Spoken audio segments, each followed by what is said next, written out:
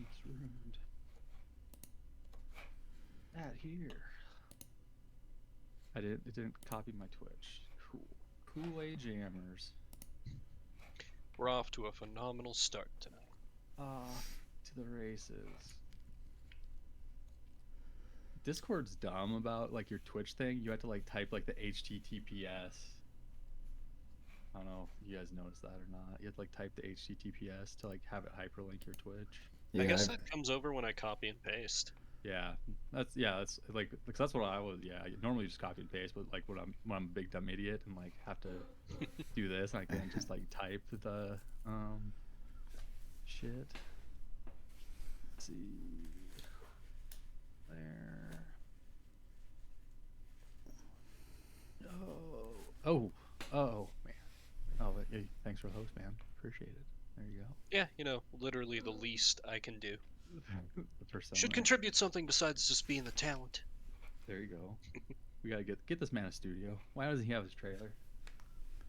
I'm just gonna buy a double wide and put it in front of your house. Yeah. I almost have room for it. My channel should be auto hosting you. I've noticed the auto host for me is really like bad. No, it doesn't my work. auto host doesn't work. Yeah, either. Yeah. Oh, really? Yeah, because I set up the same thing with you two and a few other friends, and it just doesn't fire. Let me check mine real quick then. Yeah. There's a lot of things Twitch does right, and then there's a lot of things that Twitch does wrong. If I get a trailer, do I get my all green M&Ms? Yeah. No, I'll manually store no them. other colors. Yeah, mine's playing yours. No, oh, shit. The fucking. You have to cycle through the card, but it's. Maybe that's what it is. All right, gentlemen, are we ready to start this thing? Yeah. Yeah. It's Pokeboomers, everybody. It's Pokeboomers. I didn't do the starting. I was like, why is this so weird? And then I remember I have a starting soon screen. That's okay, though, because it's Pokeboomers episode 5. Why is everything psychic? Hello. This is where we slowly nuzlocke our way through Gen 1 and then compare notes and battle PvP at the end. Gentlemen, it's good to be here with you again. Yep, after going through so much of Kanto, to come back to this, our relatively safe space from things like Snorlaxes that refuse to get in goddamn Pokeballs, but we'll get to that. In your home. Probably Vimber at some point this week. I'm Hugh with the Pokeboomers. If you're watching here, you're on my channel, and I appreciate you stopping and watching. If you're watching on YouTube, hey, I appreciate you watching there. But I'm joined by Mr. Vimbert. Hello! And Mr. Zedward, Play Together, Stay Together Gaming. Howdy. Yeah, I think we can get right into our weekly Nuzlocks. Let's just not beat around the bush. Let's just jump right to the content y'all here to see. There's a lot to it this week, for sure. There is. Big Zed, you can start us off. You finished first, so you talk about it first. I did finish first, I guess. Well, it was a bigger week for all of us this week because we did 2 gyms instead of 1. I did a lot of grinding off screen this week, but besides that, during the streams, I started off by going down the bike path, and then I went straight to the Safari Zone. And my first encounter there was a pincer, which was cool, but I whiffed it. And then I also whiffed the next 2. I think it was Execute and I don't know, something else, I don't remember. And then I went all the way to the end. I got the surf, and I ran out of time, and I didn't go back for the 4th area because after whiffing 3 of them, I was just like, I'm over it. I hate you, Safari Zone. Don't. Friendship with Safari Zone has ended. Pretty much. Save yourself some Pokebucks. Yeah. The big $500 richer than. I had to do twice. I did my Safari Zone last week. I don't know. You had to do it twice too, didn't you? I'm not too desperate to go or to get Pokemon right now, so. Mm-hmm. But yeah. After that, I went towards the eastern path from Fuchsia City, and there I caught a Ditto. Oh, and on the west side of Fuchsia City, I caught Doduo. So then, yeah, I went up the eastern path all the way back up to Lavender Town. So that was just tons of trainers going down the bike path and then going back up the other side. It was just fighting a lot of trainers. And after I beat all of them, I went into Silphco because I felt adequately strong, which I was. And I beat my rival, and I beat Giovanni. I don't think I had any trouble with either of them. And I added Tugboat the Lapras to my team. Got the token Lapras from Silphco. I went and trained him up. I taught him Psychic. Then I immediately forgot Psychic because I was clicking too fast, and it was in the first slot, and I lost Psychic to Ice Beam, I think it was. I wondered if we were going to talk about that, or... Yeah, I'm butthurt actually- about it, man. We actually call that pulling a vine whip. Is actually what we call that in the business. Yeah, Hugh may have done that already, and now I can't make fun of him because I did it too. I feel I'm happy that I deleted Vine Whip and not Psychic. Yeah, Psychic is that's a hard loss. Pretty comparable moves though. I mean, utility and power wise, obviously Vine Whip and Psychic. I mean, come on. Oh, yeah. Basically the same. All right, let's just keep rubbing it in, I guess. It's what we do here. So Shogun's literally been getting memed on since week 2. So It's true. yeah. So once my team was trained up enough, I went and I took on. First, I did all the trainers in both Koga's gym and Sabrina's gym. Then I went back to Koga's gym and fought him. He was very easy. I got a little nervous about the wheezing because it didn't go down in one hit, and I was really afraid of the X attack self-destruct. But I got him, so it was fine. I used my Nidoqueen Metallica to sweep him with Earthquake. Then I went and I fought Sabrina, and I had an easy time with her too. She was kind enough to use Recover at full health, so no damage there. We love to see it. Yeah. Once I finished the gyms, I just did the rest of the training to get my team up to level cap. Unfortunately, while doing this, I decided I would also train up my Doduo, and immediately killed him. Like he only did like 5 battles and died. So I did end up having a loss this week at the very, very, very end. So, Koga for you guys is different than it was for me. It's just wheezings. It's coughing. Two coughings, muck, and a wheezing, right? Is that Koga's lineup? Yeah, I think that so. Sounds right. Yeah, 2 coughings, wheezing, and muck. Yeah. Mm-hmm. And then Sabrina's different too. But Yeah, Sabrina has That's level 50 Abra. Yeah, no Abra. She had Kadabra, Alakazam, Mr. Mime, and Venomoth. Yeah, I remember she was a I So think you said that you didn't have any problems with your rival, correct?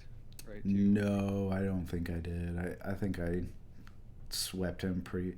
The less I remember of a battle, the easier I'm sure it was. Yeah. Yup. No, yeah, that was interesting.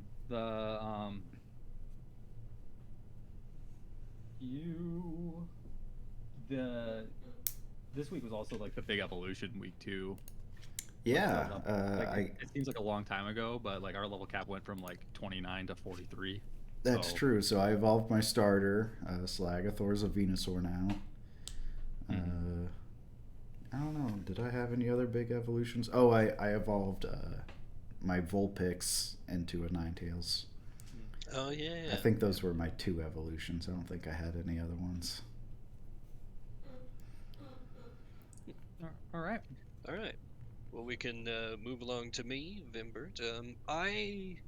And our pathing is a little bit different because we just have like a basic checklist of what we got to do each week. So I'm a little bit behind these guys because, for those who don't know, I have never finished a Gen 1 game before, so I'm trying to be really cautious since I'm doing it semi-blind.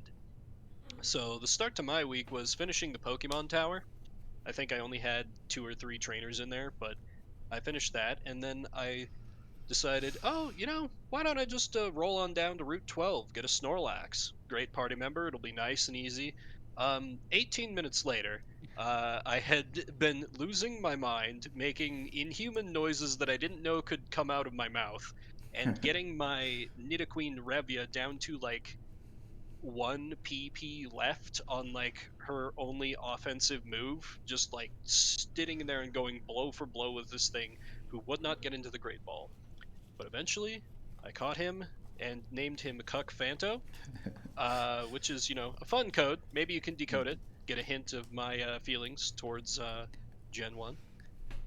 And I did bring him on to replace Solid Snake, my Arbok, who's been very much a mainstay. I also swapped in Goldeneyes the Hypno for Nab and Fab the Vileplume, and then just kind of went on a rampage southward, the bike path and the other routes. I don't even remember what they are. There's the one with all the posts and mazes, just kind of a general training montage.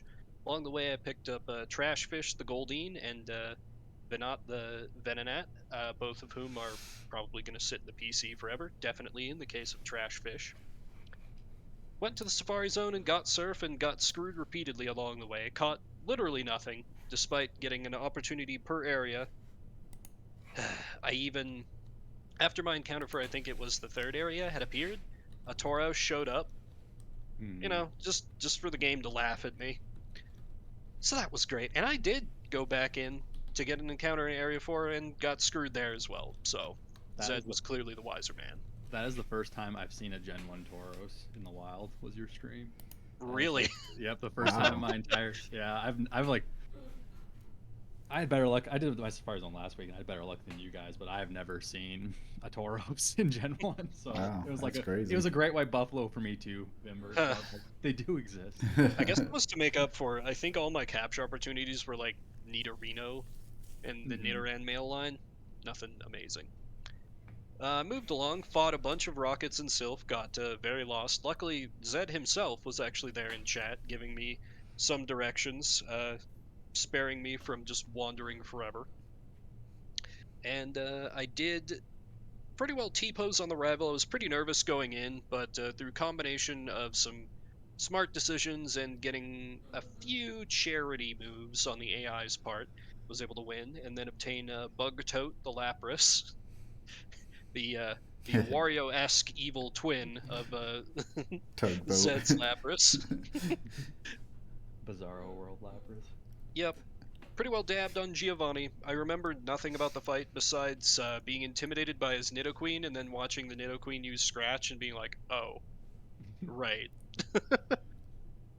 And then after some training, including going through all their trainers, I took down Koga and Sabrina without many issues because I'm running 2 psychic types.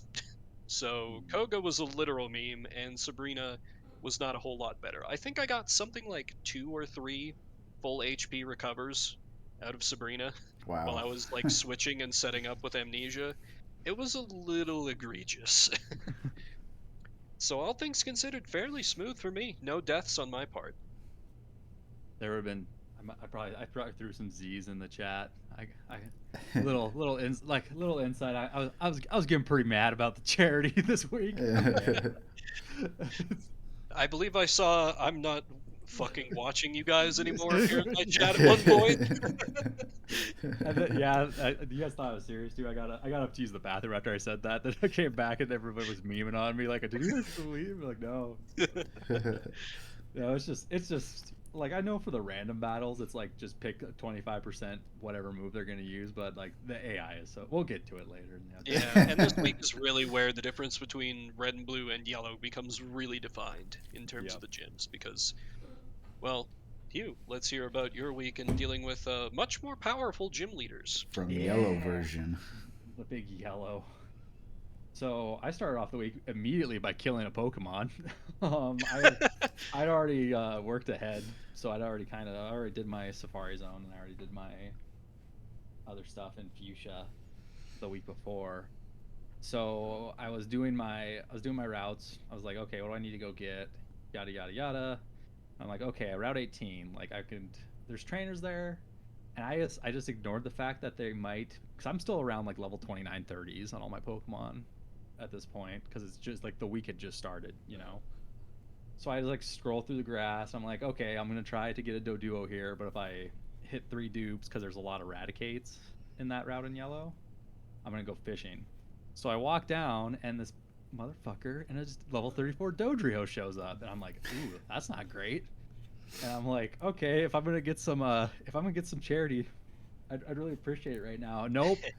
He only had a drill peck button, and he just drill pecked my entire team, and like everybody was like whittled down like immensely. I think no one's in green for sure. And I'm pretty sure I had 4 in the red, and then I had 2 in like orange color for the health. And I'm like, fuck, someone just has to die, you know, so I can get a safe switch in. So I sent Rasputin, my Haunter, excuse me. He actually made it to Haunter this time. Last time he didn't make it to Haunter. He did technically, but I put him out. He got drill peck, and the drill peck killed him. Crit and killed him. Then I brought out Furo, who, thanks to stat EXP, was faster than the Dodrio and was enough to kill him. But if my Furo hadn't been faster than that Dodrio, I would have waved, like without a doubt. Like if I was on track, like if it was just gonna drill peck the entire time, it would have just ran through my entire team. Just imagine. Oh my gosh, if I would have waved to some random bird catcher on Route 18, oh my god. You would have tilted off the planet, and I would not have blamed you. Yeah, this would be a U2 show. I'd be over. I'd just be off the grid. The next time you'd see me on air would be the Alone show, where you like just get sent to Alaska for 3 months. We'd just have like a static PNG of you like on the screen. We're like, and he was here with us in spirit. Cardboard cutout of you. No, so like, and that kind of like, I don't know if that like it tilted me a little for like the rest of that session. So that session I went and we did get a Route 18. I gotta pull up the tracker really quick. One of them was a Shelder. I want to say it was Route 18. Yep, Route 18. I got big clamps. The Shelder. Because I was on dupes 3 with Raticates, and I went there. Route 15 was all dupes. Route 14 on the other side. This is on the other side of Fuchsia, the east side. I got Plant the Oddish, and then Route 13, which is the next route over, I got the legendary Ducks, the Farfetch'd, who has a really I think he has a perfect attack DV. So I don't know. Yeah? We'll see. Yeah, we'll see if he comes out. Speaking of, so he's just a really good Pokemon. he's a really good Farfetch. Like the highest DVs I've rolled this entire series is on a Farfetch. So, oof. But then I also had a similar training montage as my co-host, and then I went to Silphco. We cleared out all the trainers. Nope. Yeah, we went to Silphco, cleared out the trainers, and then I was scared of the rival, so I went out and trained a little more. When I beat my rival, the rival was kind of a meme. I don't know. I thought he would be scary at this point. My rival doesn't have an Alakazam yet. Does your guys' rival have an Alakazam? I think he did. Yeah. Oh, okay, he did. Yeah, mine. I don't know. I lost the first rival battle in this gen, so he's using a Vaporeon, so it's not as scary as a Jolteon. But beat a rival, and then I got my Lapras and I named it How Original.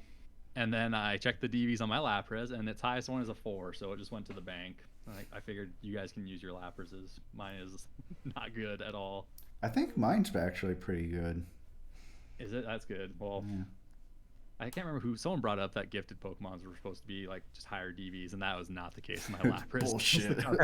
Yeah, unless the calculator is like way off. It was like the 4 was the highest, and it was in attack. It was not a good Lapras.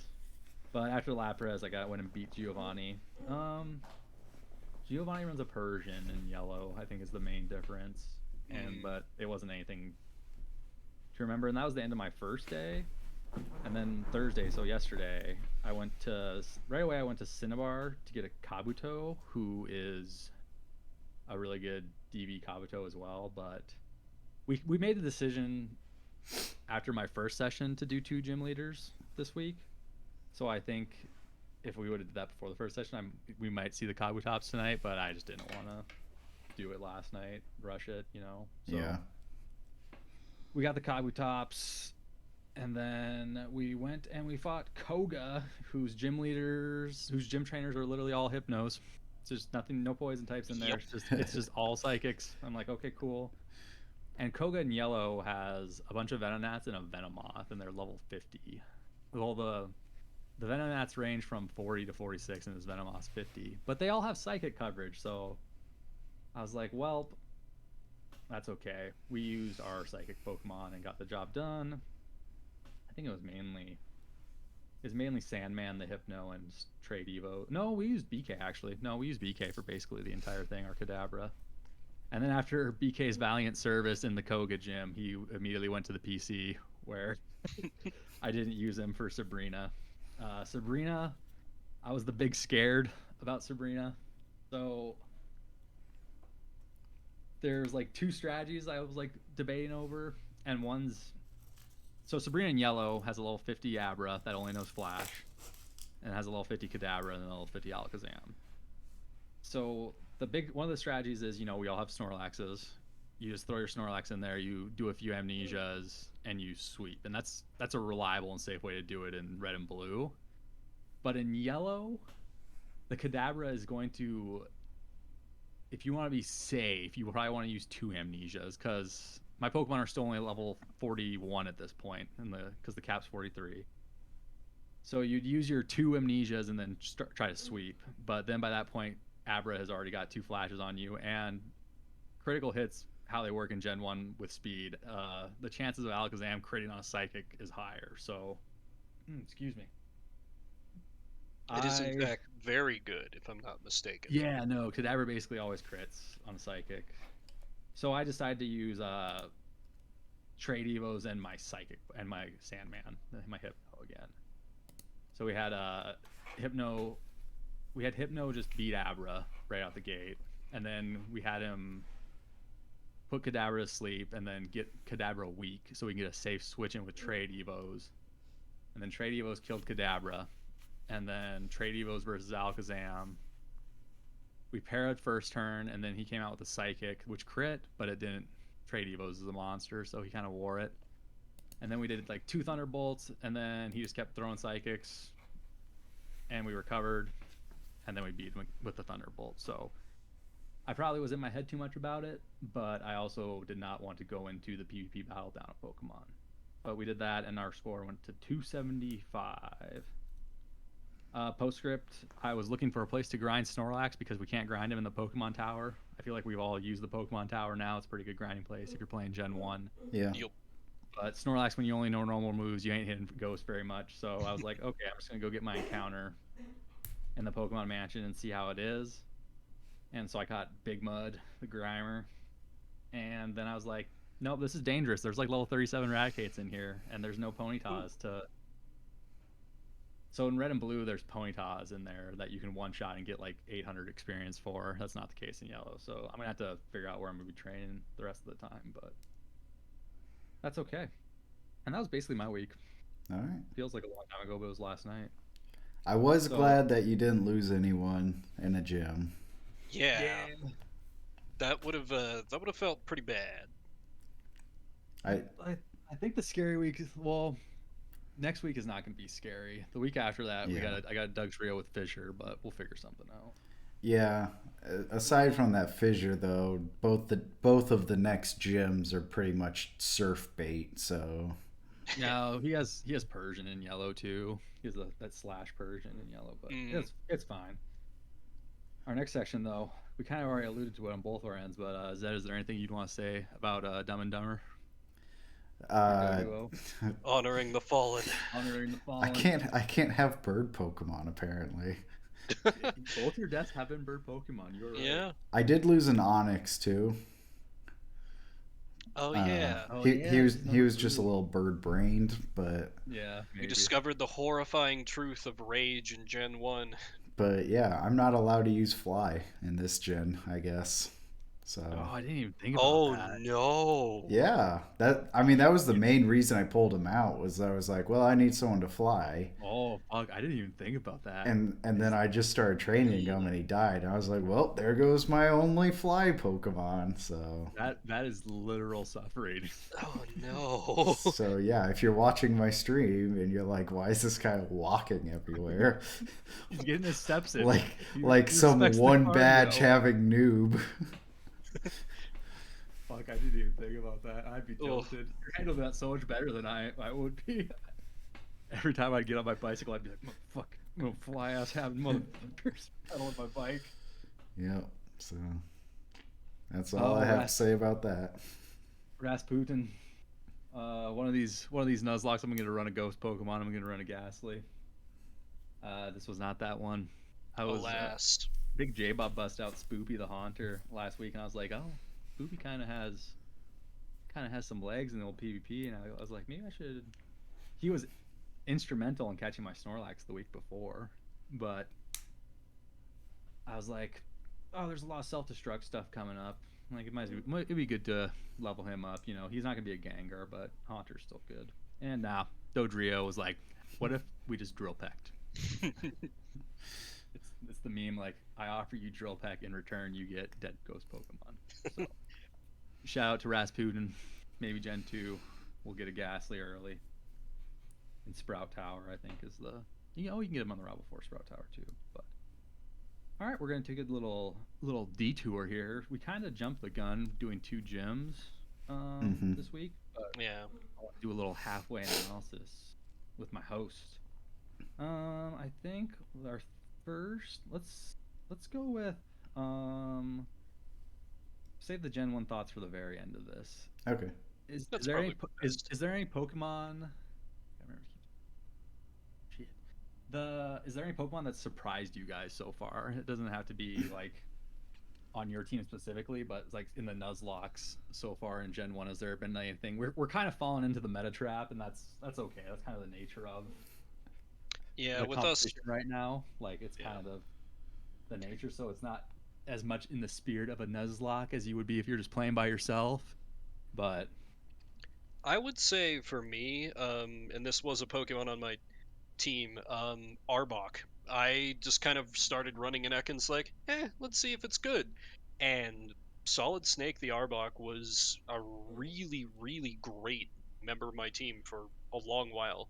Performed well in the actual game, did pretty well in PvP. I had never expected him to be half that good. And I was like kind of blown away, like, man, I just kind of overlooked this as another poison type, haha, garbage Team Rocket Pokemon. But lo and behold. yeah, when you gave your Arbok body slam right away, I was like, that's a fucking problem. Like, I didn't expect you to Mad Lad the fucking body slam TM onto an Arbok, right? Or an X, I'm pretty sure, wasn't it? Yeah. Yeah, it was an interesting choice. One I do not regret. Yeah, no, it was good. Yeah. And may he rest in PC, fully decorated in his combat laurels. He has a fat stack on his uniform. He's he'll be called old Solid Snake now. Yeah, exactly. Old Snake, punished Snake. He'll be called out of retirement in the Alaskan wilderness when my team becomes a colorful squad of villains for him to fight. There you go. There you go. What about you, Zed? Definitely Beedrill. Mm-hmm. Not a lot surprises me in Pokemon anymore, and I knew that there was not a lot of bug type moves in Gen 1, which is why when I got the Beedrill, I was like, oh, he actually gets a bug type move. That'll be cool. But I've never really realized how good he would be with it. So, especially like when I fought Erica and just one hit her whole team with Beedrill, I was just like, yeah, this is awesome. Unfortunately, he does fall off. So yeah.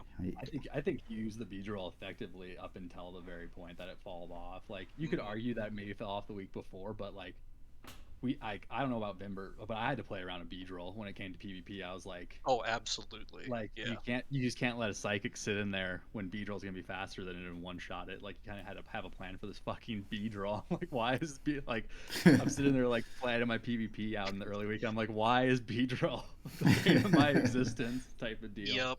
Very much so. And just I think I was in your chat when you were doing that Erica sweep, and I was like, what is happening right now? Yeah, This doesn't seem right. it was so fast. I was just like, well, that's And over. And then our first week of PvP, when it like basically poisoned everybody like instantly, like the first week we Mhm. saw Twin Needle in PvP, I was like, "What is this?" Like fucking Twin Needle. I think for me, my surprise Pokemon, and I guess it's not a 100% surprise because I used it in my first Gen 1 Nuzlocke, but I continue to be impressed by Fearow. Fearow, Oh yeah.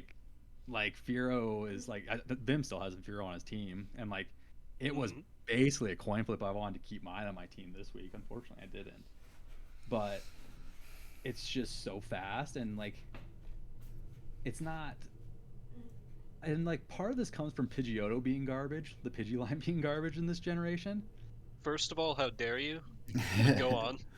But Pidgey doesn't get any stab flying moves, and like granted, Fearow only gets Peck until 34, where he gets Drill Peck. But like it stays relevant like that entire time. Like I've had a Spearow on my team. This is the first week in the entire competition that I have not had a Spearow or a Fearow on my team. And it's a really good Pokemon that like has a surprising amount of bulk in terms of like I feel like both PvP and PvE. Like you look at Oh, it for and like sure. Mhm. yeah, I like was that's like surprised in PvP seeing both of your Fearows just like tank hit after hit, yeah. and then And also deal out damage. Yeah. yeah, Yeah. and I don't think Phenomenal attack stats. I think that next generation it's going to be less of an issue because Pidgey Gust is actually flying, so there'll be some stab flying to go around. Mhm. But no, yeah, my surprise pick is definitely Fearow. That's fair.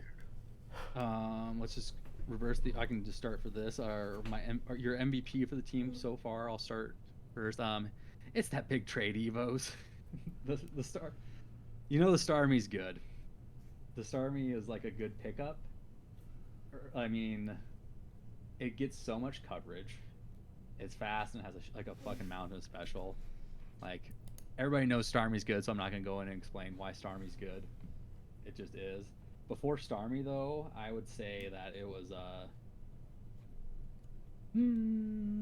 probably Firo or Yamato, the Gyarados, both who didn't make the team this week. Now I'm feeling bad about it, but those are my MVPs, like the reliable ones to switch into Yeah, and I'd, do work. I'd agree. Those were all super solid for you and super scary having to fight Yeah. against. What about you? What about you, Vimbert? Who's your MVP? My MVP is definitely Revia the Nidoqueen. Mm-hmm. I also retired her, but I've been able to do a surprising amount with her. I knew that Nidoqueen was good, but I just always, when I was trying to come up with my MVP, I thought back to that week when we got the rest TM, and I slapped it Mm-hmm. on Revia, and Yep. surprise, it works slightly differently in Showdown. You guys were both like, "Wait, what the Yeah. hell is going on here?" Yeah. It was literally like the glass of milk spilling in my brain when I was like, wait a minute, this isn't working as intended. Yeah, she's just been super bulky and like was almost definitely the only reason why I was able to catch my Snorlax. Like Mhm. nobody else would have had that much bulk and that much sustain to just stay in there for basically 15 minutes worth of combat trying to That catch was that pretty damn hard to thing. watch. I'm not gonna lie. I It was a nail biter. I was like, try living it. Try living it, yeah. man. I think uh Nidoqueen and to an extent Nidoking, like if you're doing a Nuzlocke on your own and you're not worrying about PvP, those Pokemon will carry you through the entire thing. Oh Oh, I yeah. believe it. Like they the weakness of Nidoking and Nidoqueen get brought out in PvP because of their typing, but in PvE Yes. it's way less of an issue and like they're both reliable Pokemon. Yeah. I was trying to think who I was like. No love for Kobe, huh? No, You see, the thing about Kobe is I keep his performance high by just keeping him anxious, making him feel like he's not good enough. Therefore, he overperforms. This is how we motivate on the Vimbert team. It's a very abusive team. I was gonna say I've been worried about Kobe for. I think that'll be one of my biggest memories of this Nuzlocke was seeing the message in the Discord. Vim caught it Abram, me being like, "Fuck, like, no, not week 2. Why are you catching it Abram week 2?" But no, I'd agree that Revia has done great work for you too. At least Mr. Zed. I would also say Nidoqueen, actually. Metallica for me, but my Nidoqueen is actually the only Pokemon that I have that has been on my PvP team every single week. Not even my starter can claim that. Big Slagathor coming out of retirement. Now he's a Venusaur, huh? Yeah, he's coming out of retirement. But even still, even in PvPE, or PvE, sorry, like he's kind of good, but he's just not as good as the Nidoqueen, who can, like we said, take the hits and also deal the damage. So no, I would say between Big Seinfeld in the early game and your Nidoqueen too. That's like your guys' Nidoqueens are the whole reason I had to fucking get the charity Magikarp early and fucking not get a Sandshrew, which fucking killed me on the inside. Yeah. Gave up my Sandshrew chance because I was like, well, I'm just gonna get my ass kicked by Nidoqueens if I don't fucking do something about this. But okay, Gen 1 thoughts so far. Zed, sorry, go ahead. Did we want to talk? We discussed talking about like opponent MVPs. Oh, yep. Sorry, that's in the Discord message. It's not on my paper though. Yeah, go ahead. Lead her off there. Okay.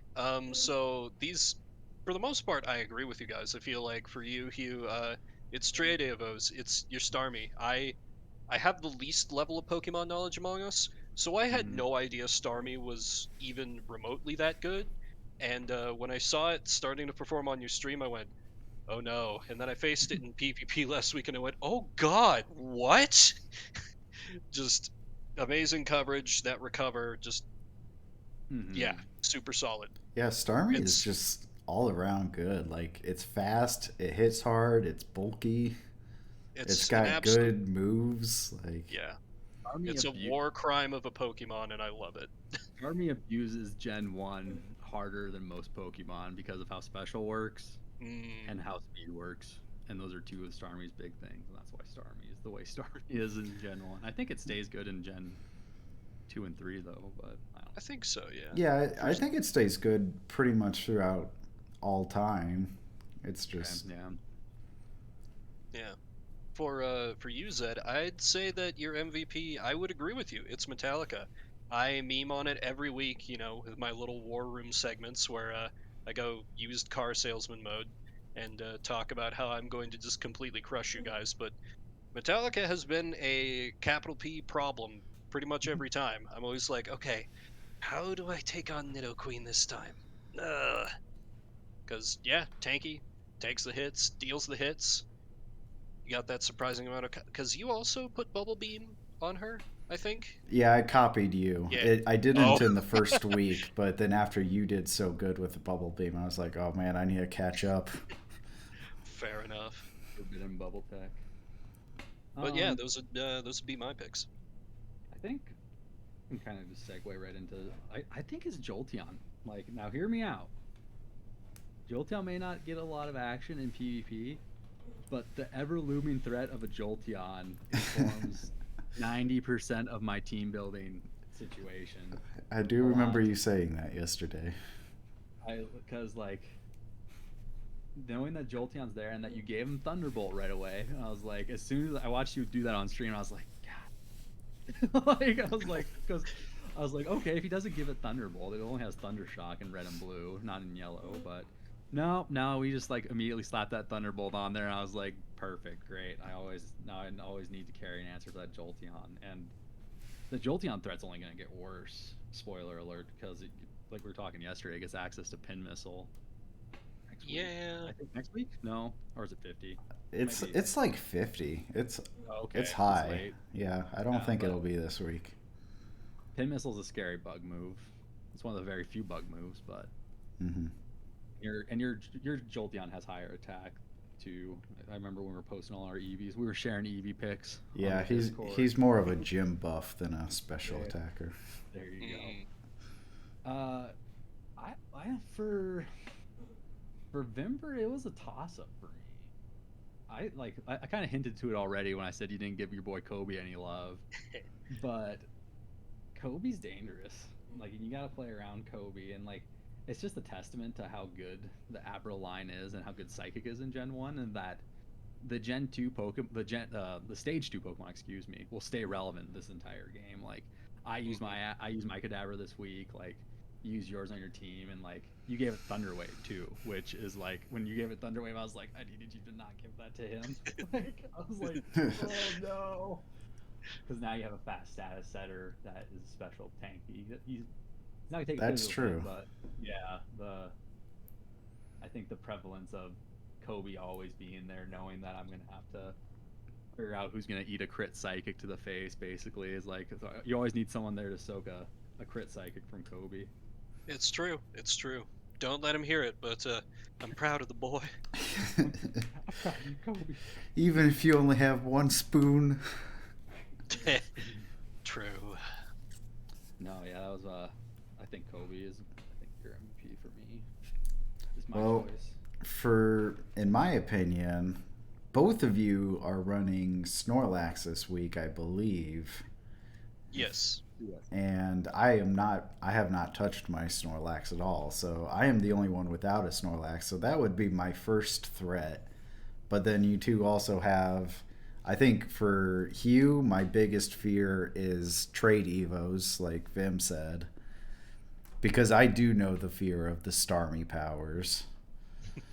And for Vimber, I might still say Borb the Furo. Oh, Because Forbidden. he's still Run got straight. he's still got that hidden hyper beam tech in Yep. there that I know I'm gonna forget about and be like, oh, I have half HP, I can survive a Fury attack, and then he's gonna hyper beam me. So yeah, Fury Attack, we don't do that here anymore. I was gonna say, it feels like ages ago where we were all PvP just fucking spamming Fury attack at each other. Counting 1, 2, 3. Plus the new threat of the drill peck, so, Indeed.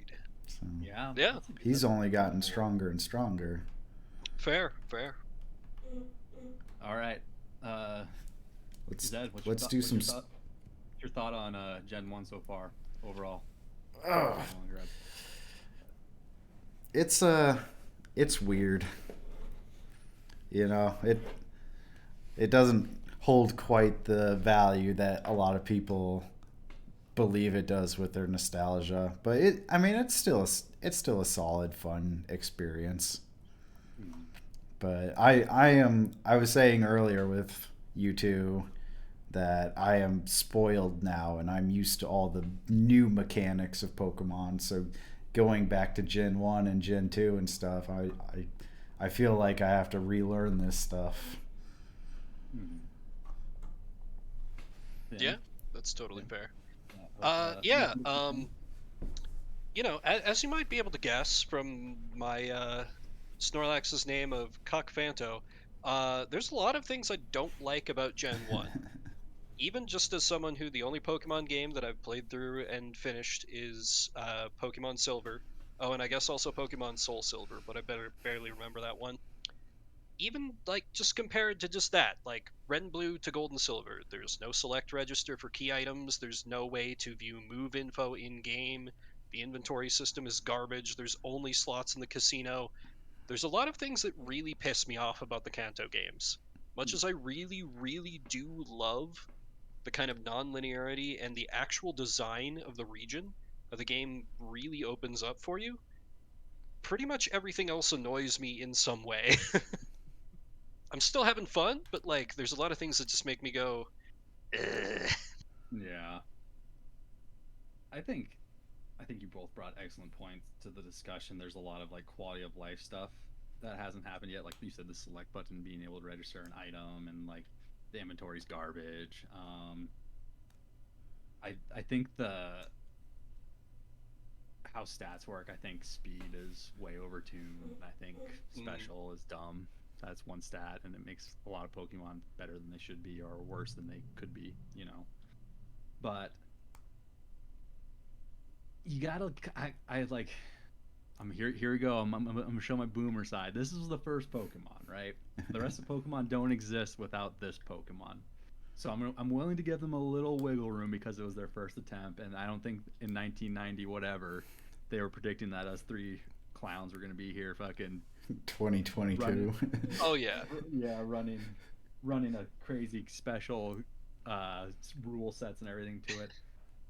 I have tried to remind myself of that when I was like, I think even a few times when I was streaming, I'd start to say something about like, how did they expect you to get up to this level? And then I remember, oh, wait, you're not supposed to like grind up to the equal levels. I'm just doing that because of the rules of the challenge that we're doing.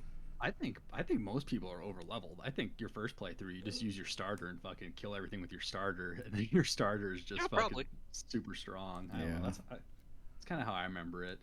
I remember using like maybe 2 Pokemon my first playthrough when I was like 8. Like I was using Charizard, who had literally 4 fire moves, and I was using a Snorlax. You bring up a good point though, and I will give it props that for being like, you have to remember this was just a Game Boy game. Like this was the original handheld console. Like this is like the beginning of the history of video games in a way, and it's still holding up today, which is really impressive in a way. Like how many Game Boy games do you go back and play? Like none, just Pokemon. I can think of a couple actually, but that's kind of beside the point. Yeah. But yeah, it's important to keep the context in mind. Hmm. I perhaps haven't been doing that quite as well. I try to, but yeah, you try. I don't know. I'm excited to be done with it, but I'm also not having a bad time or anything. Yeah. It will only get better until it doesn't. Until we get to Gen 3 and Zed's knowledge really outshines us. But okay. Yep. Moving right along to the follow-alongs. Let's start Zed, reading.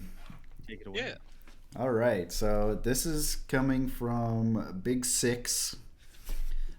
Since I did all my encounters last week before Erica, my only encounters were the Ultra Vanilla Lapras and Silphco, and a Staryu once I was able to surf after Koga.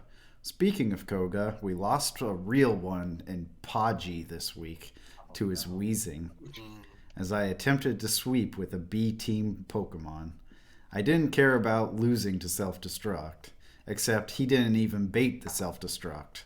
So Bomb Squad Nido King came in and tanked the 2x X-Attack Fat Man with 1 HP left for the win, which that's scary and impressive. Oh god. Yeah. Silphco rival and Giovanni posed no problems, and Sabrina got Snorlax swept. There you go. He took the other route. The 2 routes I talked about. Man, Poggy. I remember the first. I thought that was like the greatest name for a Pidgey ever. Yeah, Podgy. I remember the first week it came out, and I like spent like 10 minutes laughing after dark at his name, Poggy. Poggy. Yeah, I love to see a Pidgey too, so that one hurts. Yeah. He joins the other birds in the sky. I'm not sure what stage it was.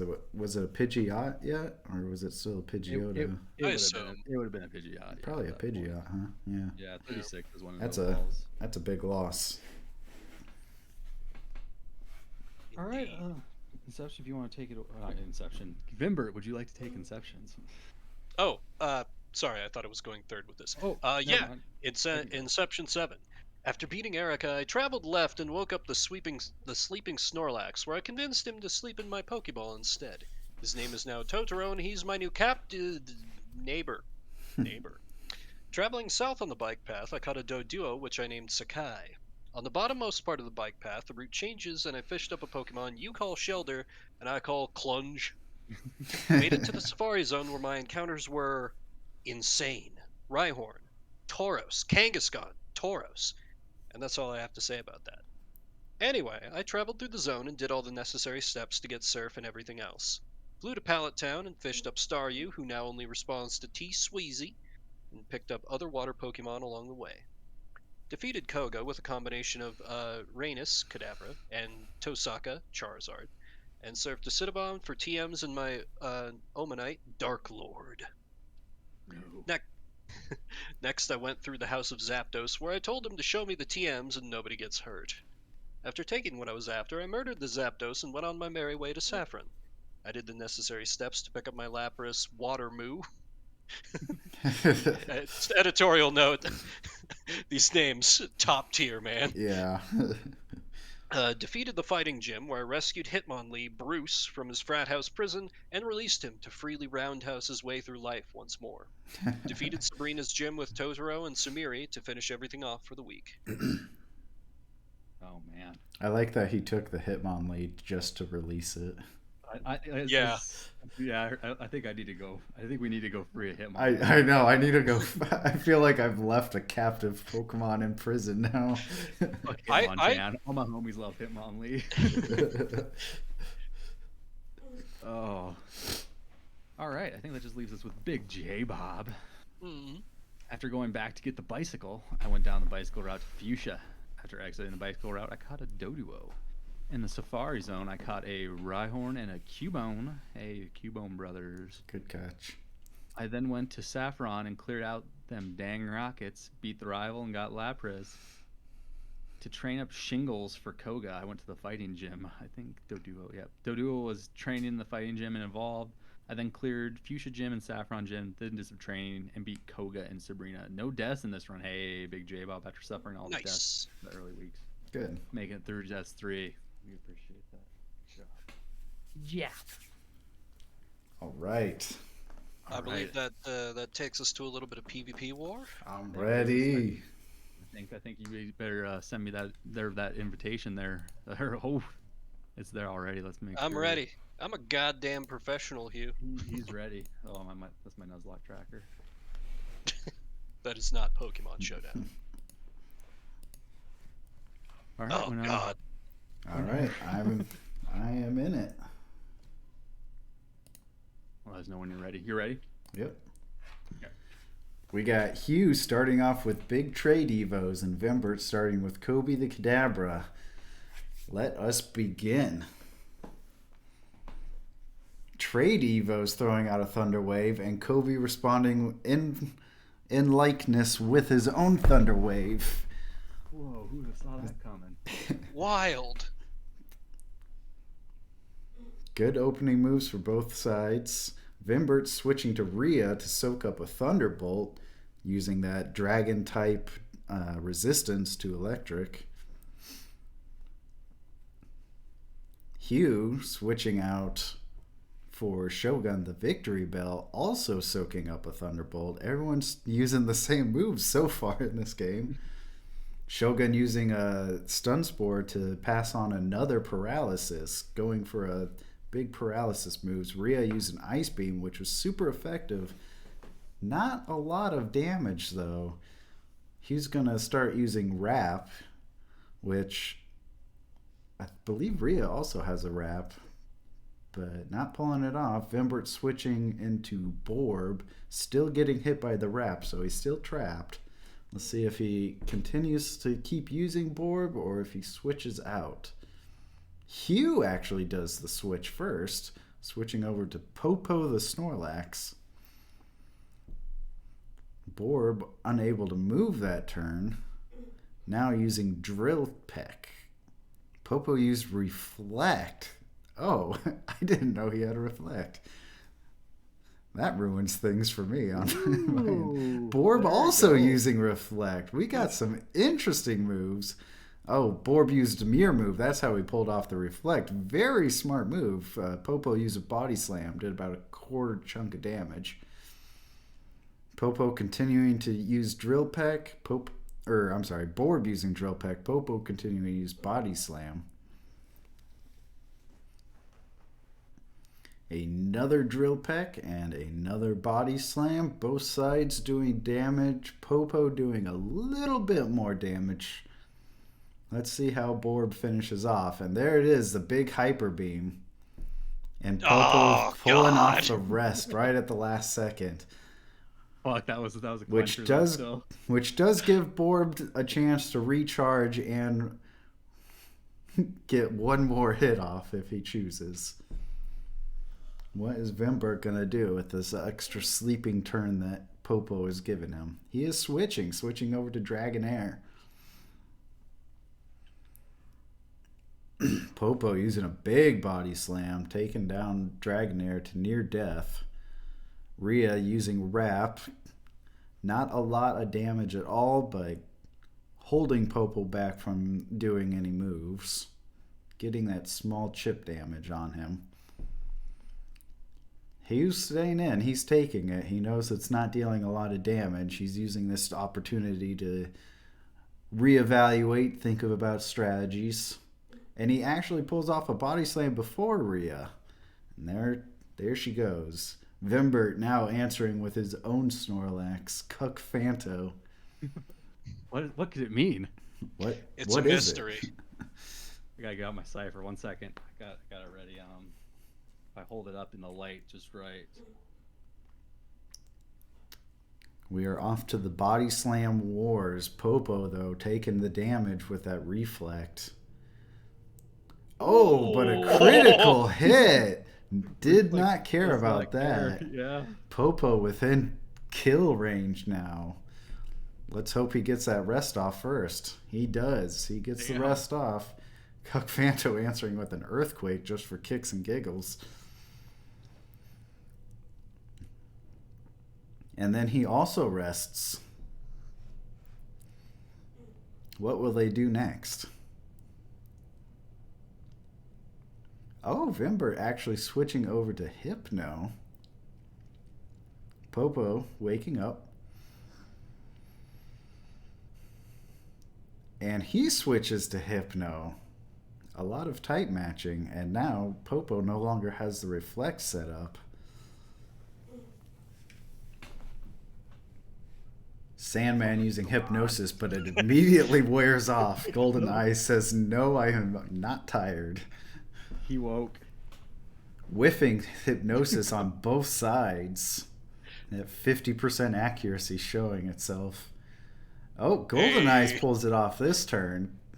A little slower, but since Sandman missed, he was able to get the Hypnosis off onto him. Hugh switching again. Which, Trade Evos, who still has the Paralysis. Oh, and there it is. It procced. Golden Eyes going for the headbutts with critical hits. Very good. But Trade Evos does get a Thunder Wave off and a recover. Golden Eyes unable to move this turn.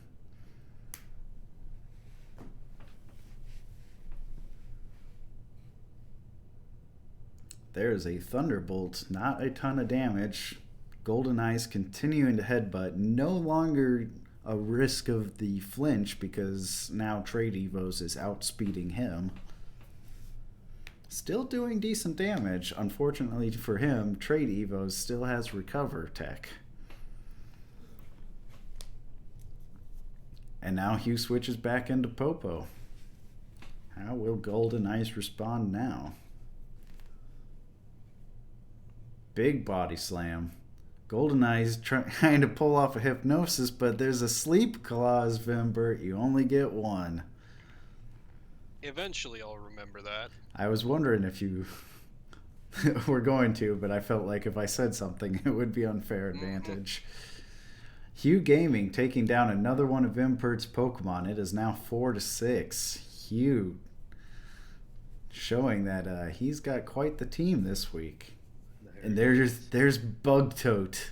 Perhaps he can turn the tables in Vimbert's favor. A Confuse Ray Very interesting move. Unfortunately, it did not do anything, and Popo managed to get off a critical hit body slam, which did 60% damage. Bugtoad probably not too happy about that. There's a switch. Sandman taking another hit there. He is still asleep from a hypnosis earlier that was inflicted by Vimbert's hypno, and now he's got a confusion to wake up to. Bugtoad passing it around. Sandman waking up this turn. Now he's back in the game, except for that confusion. Will he hit himself? Will Hugh switch? What is going to happen?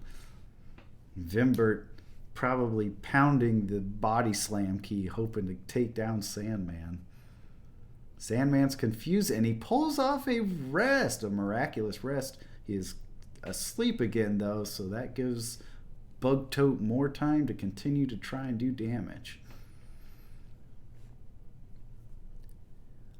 Now, I don't actually know if Confuse Ray's turns count while you're asleep. I don't think it does.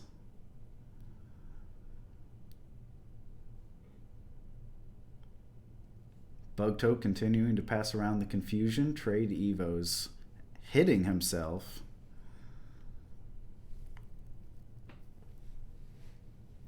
There's a body slam. The confusion's gone away. Trade Evo's pulling off a recover right at the last second, getting it within the danger zone. Confusion really starting to work in Bugtoad's favor. Trade Evo's hits himself again. Hugh switching again, trying to find the one Pokemon that can work through the confusion. Bugtoad hanging in there with that 40% health.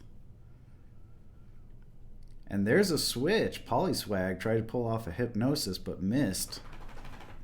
Vimbert now is paralyzed Kobe the Kadabra, trying to take down that fighting type. He actually takes in that body slam fairly well for a Kadabra. 50% health. He's not going to be able to take another one, but he did get off a Thunder Wave. And there's a recover, getting back his full health. Very smart move since Polyswag was paralyzed and can't move that turn. Hugh, once again seeing a threat coming his way, switches, takes a Psychic from Kobe against the Kadabra. We are back to how they started off, Kadabra versus Starmie. A Psychic giving the stat drop in the special. Trade Evos goes down. An amazing pull-off for Vimbert, taking out one of Hugh's arguably biggest threats. Popo trying to take down Kadabra, but he managed to withstand another body slam and pull off the paralysis. Getting a recover back to half health, possibly going to do another one now that he can outspeed Popo. Oh no, he went for the Psychic. And there it is, Popo taking down Kadabra. And now we're back to Furo versus Popo. Popo now paralyzed. He's not going to be able to outspeed. And he switches. Albert the Nidoking, Hugh's last Pokemon, switches into a Hyper Beam. Takes it. Did do half of his health of damage, but Borb unable to move. Goes down to a Surf. Bugtoad coming in, hoping to finish off whatever Pokemon is going to be out. Hugh leaves Nidoking in and takes in that Surf. There goes Nidoking. We are now 2-4. Shogun switching in.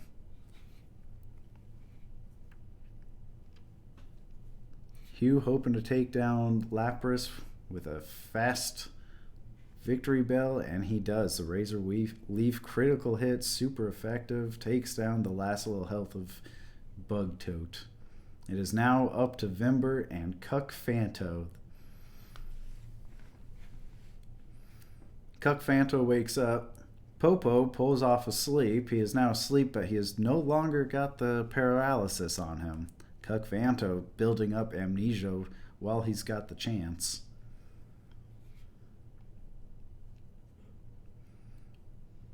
And now it's on. Cuck Fanto versus Popo. Popo pulls off the reflect, knowing that it will probably help him against Cuck Fanto, being able to soak up a lot more damage now. Cuck Fanto continues to use Body Slam. Hugh going for the rest as soon as possible. Trying to stall out Cuck Fanto a little bit.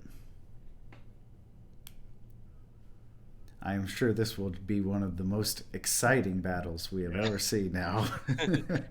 Could be worse, if anyone remembers Blissey v. Blissey. Yeah. Never forget Blissey v. Blissey. Oh. I'm just gonna go ahead and tell you the moves for the next few turns. There's gonna be a few body slams, and someone's gonna use rest. Whoa! Spoilers. Whoa. Big brain plays prediction. No. Oh, a critical hit earthquake, Cuck Fanto. And that's about the. Fanto crit so much. That's gonna be the biggest hope that Cuck Fanto has, is pulling off a few earthquakes, hoping to get them. All out 11. Okay. Oh, you got fucking. The one chance to miss with earthquake. That hurts. 1 in 256 chance. Yep. As we go to turn 77. Don't worry about it.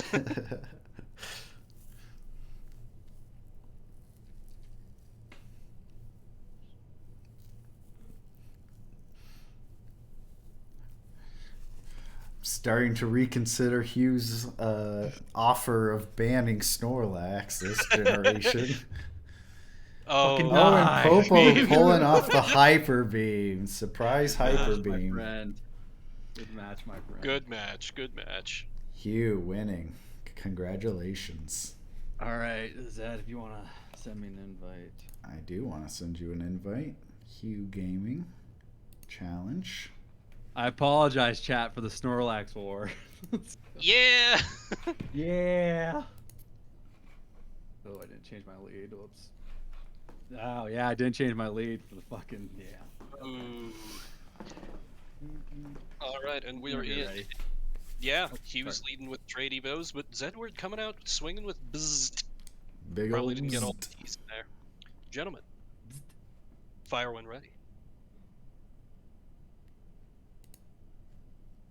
An immediate swap to Albert, immuning a Thunder Wave. Nice clean swap for Hugh.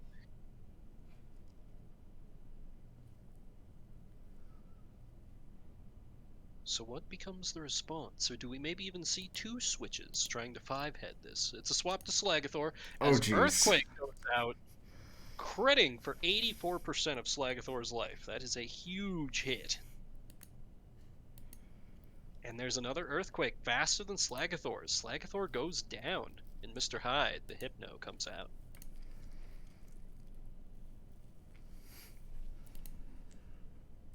We got a Hypno v Hypno action, but Sandman swapping into immediately getting Hypnosis. Guess he wasn't ready to come off break. Trade Evos comes in as a Dream Eater whiffs. Thunder Wave paralyzing that Mr. Hyde as the full para. Maybe stopping a status effect trade there. As Trade Evos gets ready to set up and do what it does best. You killed by your Kadabra. Clean swap into Metallica the Nidoqueen, soaking that Thunderbolt. Ooh, Psychic hitting Metallica real hard, but there's Earthquake hitting Trade Evos for 40%.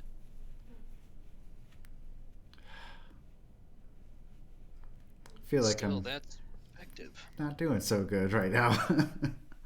Yeah, I know the feeling. I just want to know why my Psychic didn't crit. What do I pay you for, Trade Evos?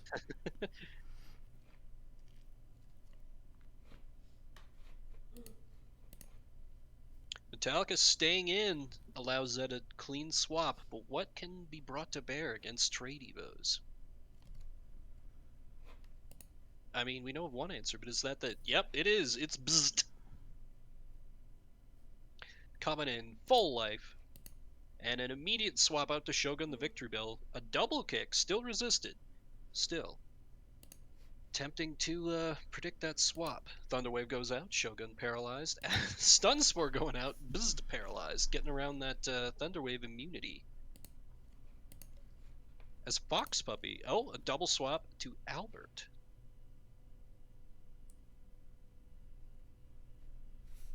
I see. Fox Puppy doing Confuse Ray, but Albert managing to use that Surf, hitting Fox Puppy for 44%.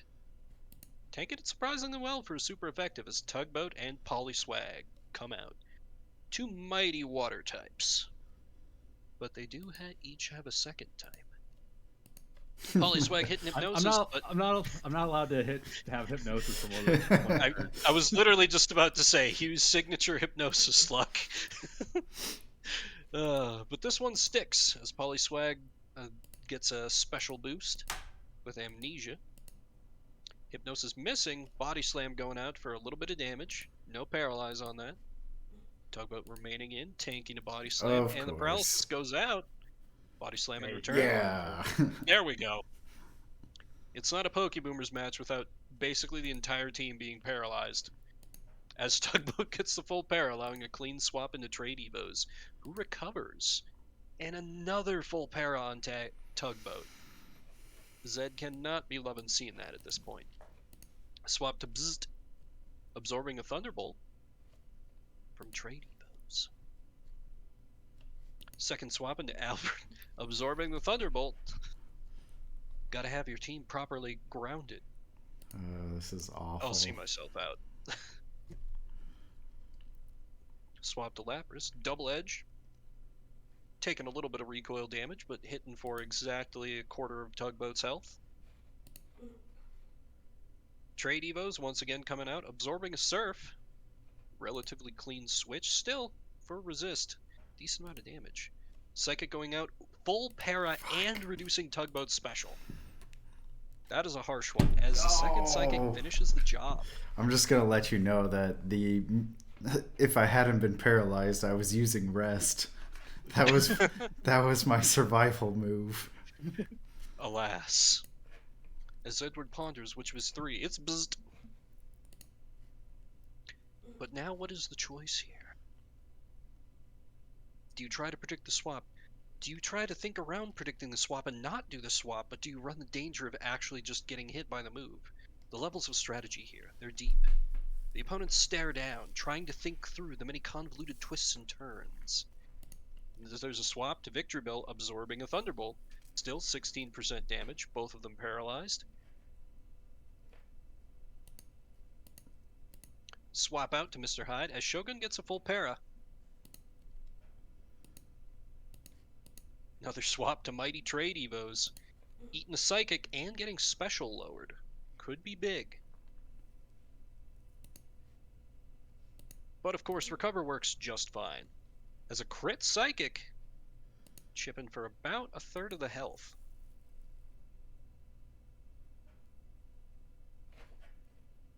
Trade Evo's still got plenty of fuel in the tank. Oh, a swap out to Sandman as Mr. Hyde eats a full paralysis turn. And a second swap to Trade Evos as Dream Eater whiffs.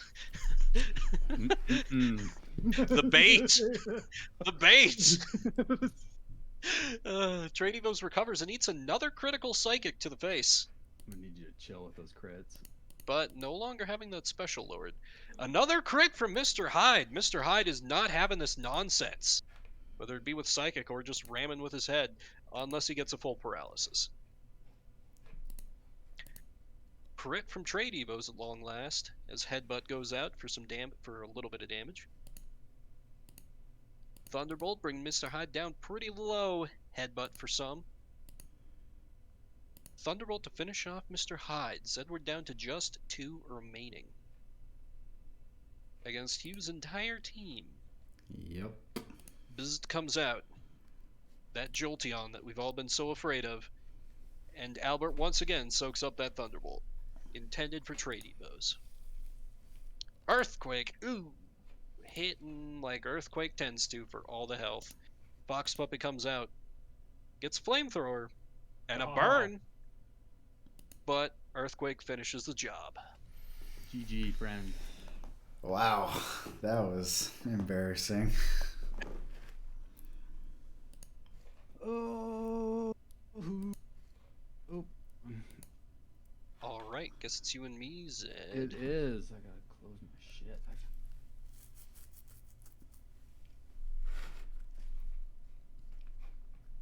All right, we are in. Oh, sorry, I still suck. The one by the end of Pokeboomers. I don't know how to use Showdown. Click the watch a battle. Hey, shut up!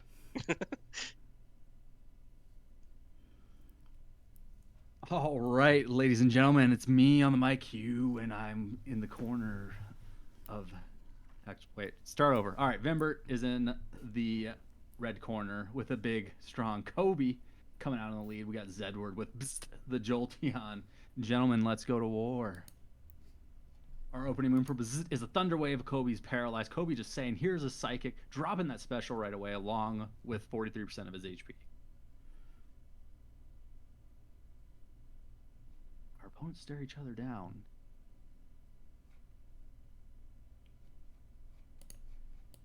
Here comes Fox Puppy, the Ninetales, coming in on a Psychic, taking 38% damage. No special drop this time. Kobe still staying strong, but paralyzed. Fox Puppy will have that speed advantage.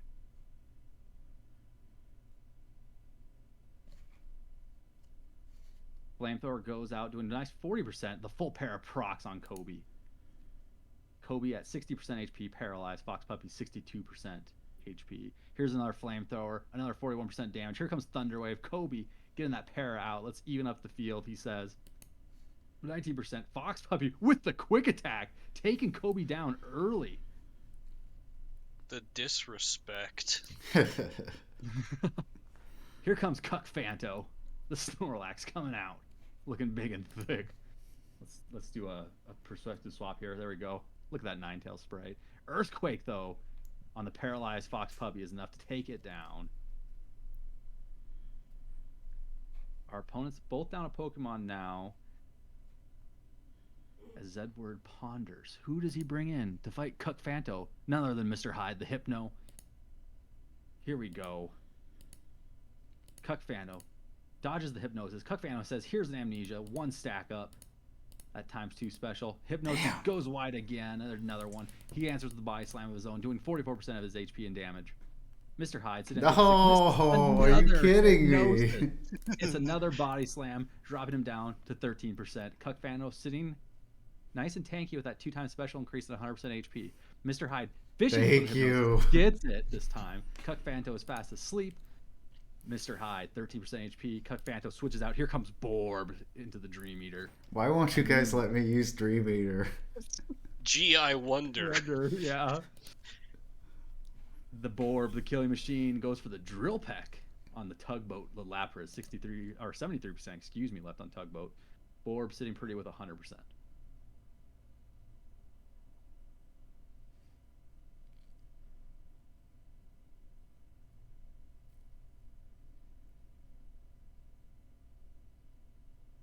Here's Hyper Beam. Holy, taking it. Ice Beam. Oh, just super effective. Wow. Borb goes down in one hit. Although he was able to do a nice chunk of damage to Tugboat. Here comes Rhea the Dragonair to face Tugboat. Here's Thunderbolt, enough to pick Tugboat down. I was wondering who was going to speed. I was really thinking and really hoping. Here comes Slagathor, the big Venusaur, into Rhea, the Curse back sprite. We're gonna switch that. There you go. You look a lot better. Rhea. Get her good side. Yeah, we got the good angle. Here's Leech Seed, Ice Beam, doing super effective damage. Leech Seed taking back a little 5% HP. He's like, sucking up that HP. Slagathor sitting at 63% HP. Rhea, excuse me, at 95% with the Leech Seed. There's the Toxic. The Toxic Seed is in place. The Ice Beam goes out again. 21%. The Freeze. Oh, no. The big freeze. That 10% chance. Those famous Vimbert gambles. The Frozen is enough. The bicycles goes down. Rhea still sitting with the toxic seed up though. Zedward brings up the Jolteon 57% going against Rhea 78% toxic and leech seed on it. However, out. Here comes into the here comes Cuck Fanto into the double kick. Damn, big chunks of damage though. Bringing Cuck Fanto down to 59%.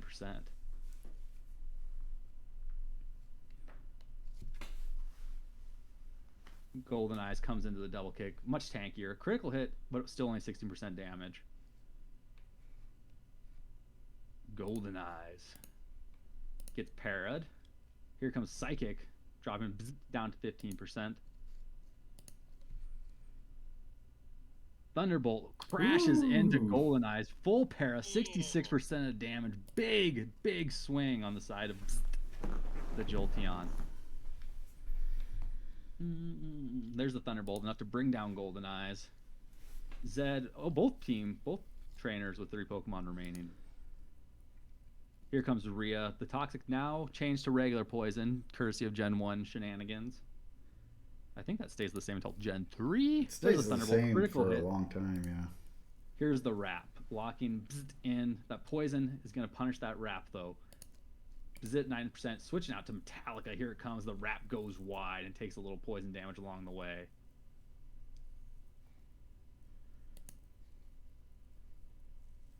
Our opponents stare each other on Metallica with a body slam, enough to put Rhea down. Zed, 3 Pokemon. Vimbert with 2. Here comes Bugtoad. I can't even say the name. The Bizarro, the Waluigi, every man's Lapras. Our opponents stare each other down.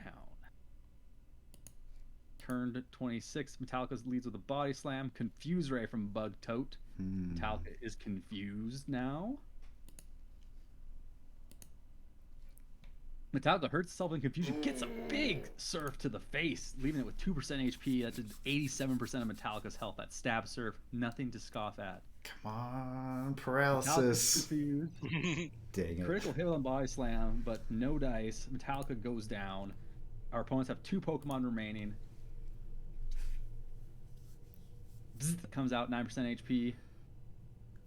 Here comes Cuck Fanto. Thunderbolt, big chunks.